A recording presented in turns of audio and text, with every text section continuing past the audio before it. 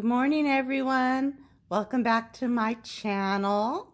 Today, we will be making a box of crayons. So cute. So let's get started. Okay, before we get started, let me quickly go over all of the glass that you'll need for this project. I have a rod of dark yellow from a fret.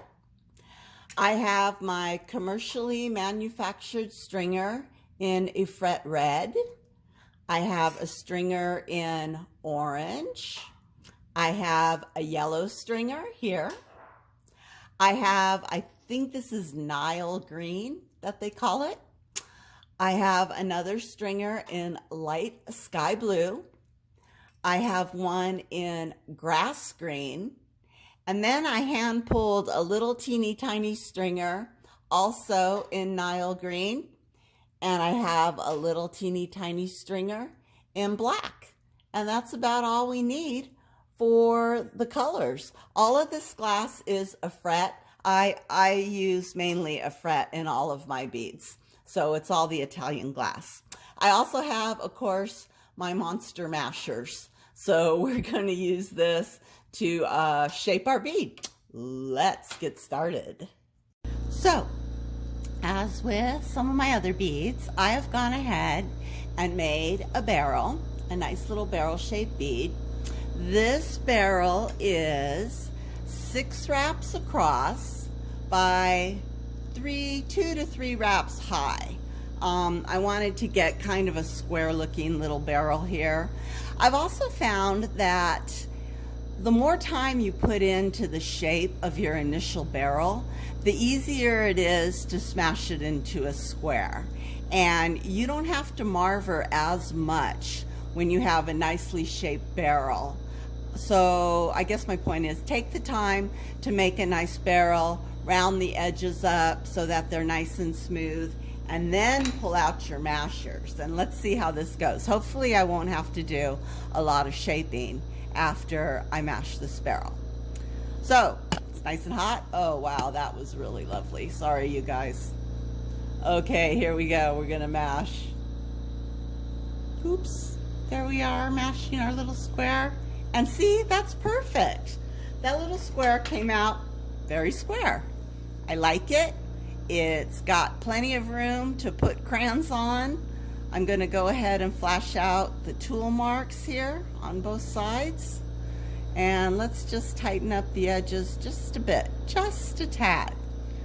Make them nice and smooth and straight. Awesome. All right, I like it. So, time to put our crayons on the bead. And just like the French fry video that I did for you guys, I think that was like my second video, it's the same technique. We are going to light up our little stringer, put it halfway down the bead, and just drag it up to the little crayon. So that was red. Let's go ahead and do orange. And I'm going to leave kind of a little space in between each one so that crayons stay separated. There we go. Now I grab my yellow. This is a box of 5 crayons. I put the yellow down, drag it up. Then I've got my green, my Nile green, and we're going to drag that up. And then finally our blue. Put it down and drag her up. Now you can see they got little balls at the end of them. I'm just going to go ahead, I'll smash those down first. And then somewhere around here, I have a pair of tweezers where I go in between and kind of shape them into little points, because everybody's box of crayons were pointy at the ends, right? So just use your best guess to shape those as you see fit. I don't want my crayons to look like I dropped them on the floor right out of the box. Oh, that was horrible. Didn't you guys love getting crayons when you were a kid? That was just such the best gift ever, was a box of crayons. Okay, those look pretty cute. Let's go ahead and put the top of the box on. Now, just like the French fries, I'm going to use the exact same technique to form the box. So we're going to get our dark yellow rod nice and hot, and we are going to draw a line across the top, down the side, oops, down across the bottom, and up the other side. There we go. Good enough. And I'm going to fill in that inside square with more glass. And at this point, I just want to get glass in there. I just want to get some blobs going, maybe straighten out the lines a little bit. I'm real big for putting lots of glass on because I hate marvering. But I do have my trusty press marver that I use. We'll go ahead and press that glass down, start shaping it into a nice little square, rectangle, what have you. Shape the edges, shape the sides, shape that side. I'm looking for smoothness here. We're almost there, we're almost there. All right, that looks good. Okay, nice top of the box. Alrighty, so now we are going to decorate the top of the box with our little green triangles. So I have my grass green stringer. What I'm going to do is I'm going to start right there and just drag it diagonally across, and then down on the bottom of the bead and across the back. And now we're filling in again. You got to fill in all that yellow space with green glass. And I'm just getting it down.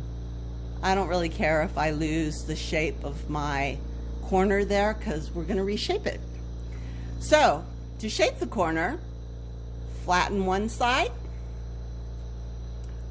flatten the bottom, and flatten the top. And there you have, oops, there you have a nice little green corner. Let's see if it'll color up a bit here. There we go, green corner. So let's go ahead and do that to the other side. Again, grab my stringer.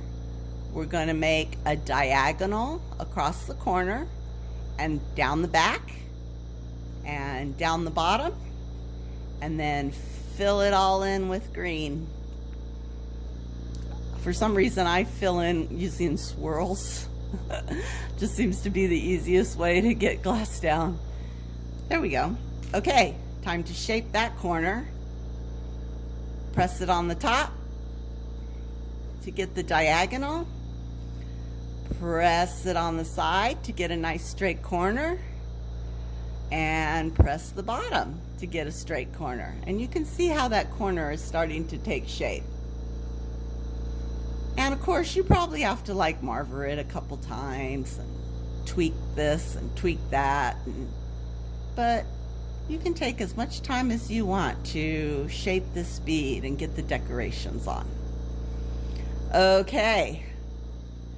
Oh, let me do, I don't know what happened there. Alrighty. Let's go ahead. I put the embellishment, I guess it's called. This is my little teeny tiny Nile stringer.